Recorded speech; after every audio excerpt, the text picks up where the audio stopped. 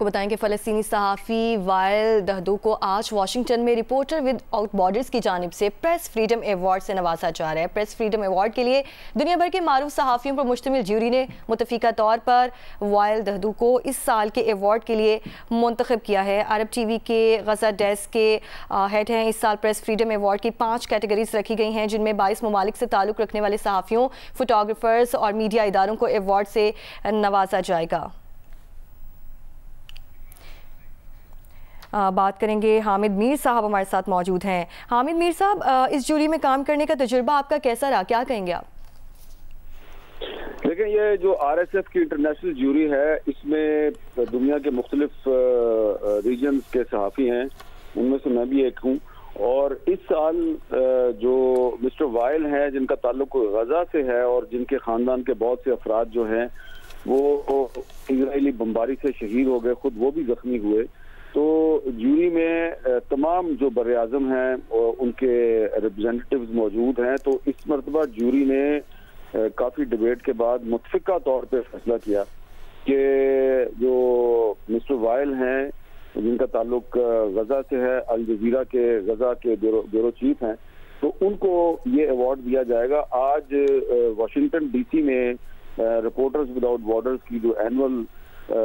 تقریب تقسیم انعامات ہے وہ ہوگی، جس میں دنیا بھر کے صحافی تنظیموں کے نمائندے شریک ہوں گے، اور اس میں مسٹر وائل کو یہ کرج کا یعنی کہ جرأت اور بہادری کا ایوارڈ دیا جائے گا۔ اس کے علاوہ بھی بہت سی کیٹیگریز ہیں، لیکن یہ پہلی دفعہ ہوا ہے کہ آر ایس ایف کی طرف سے، جو کہ بہت بڑا ان کا جو کرج کا ایوارڈ ہوتا ہے، اس کی ایک بڑی انٹرنیشنل ریکگنیشن ہوتی ہے، پہلی دفعہ ایک ایسے صحافی کو یہ ایوارڈ دیا گیا ہے جس کا تعلق فلسطین سے ہے۔ اور سب سے اہم بات یہ ہے کہ یہ جو حالیہ کانفلکٹ ہے جو پچھلے سال سے چل رہا ہے غزہ میں، اس میں امریکہ کی طرف سے اسرائیل کو مکمل سپورٹ کی جا رہی ہے، لیکن آر ایس ایف نے اس دفعہ، جس کا کہ اپنا ہیڈ کوارٹر پیرس میں ہے، انہوں نے اپنی یہ جو تقریب ہے اس کو واشنگٹن میں رکھا ہے، اور واشنگٹن میں تمام دنیا کی جو اہم صحافی تنظیمیں ہیں ان کے نمائندے اکٹھے ہوں گے، اور وہاں پر مسٹر وائل جو ہیں ان کو یہ ایوارڈ دیا جائے گا، جو کہ ایک پیغام ہے کہ جو دنیا بھر کی جو آزادی صحافت کے لیے سرگرم صحافی تنظیمیں ہیں وہ فلسطینیوں کے ساتھ کھڑی ہیں۔ اور جب ہماری جوری میں اس پر بحث ہو رہی تھی کہ کچھ ایسے بھی صحافی ہیں جو اپنی جان سے چلے گئے، ان کو کیوں نہ ایوارڈ دیا جائے، مسٹر وائل کو کیوں دیا جائے، تو تمام جو جوری کے ممبران تھے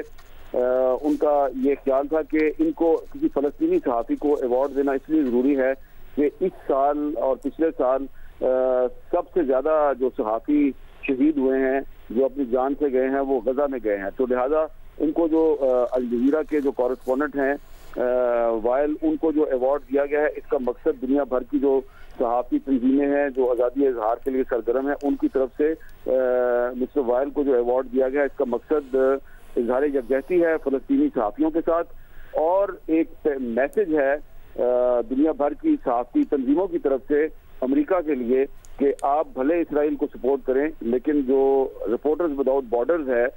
صحافیوں کی کوئی سرحدیں نہیں ہیں، اور صحافی دنیا کے ہر خطے میں، ہر ملک میں، ہر اس صحافی کے ساتھ کھڑے ہیں جو کہ آزادی صحافت کی جنگ لڑ رہا ہے۔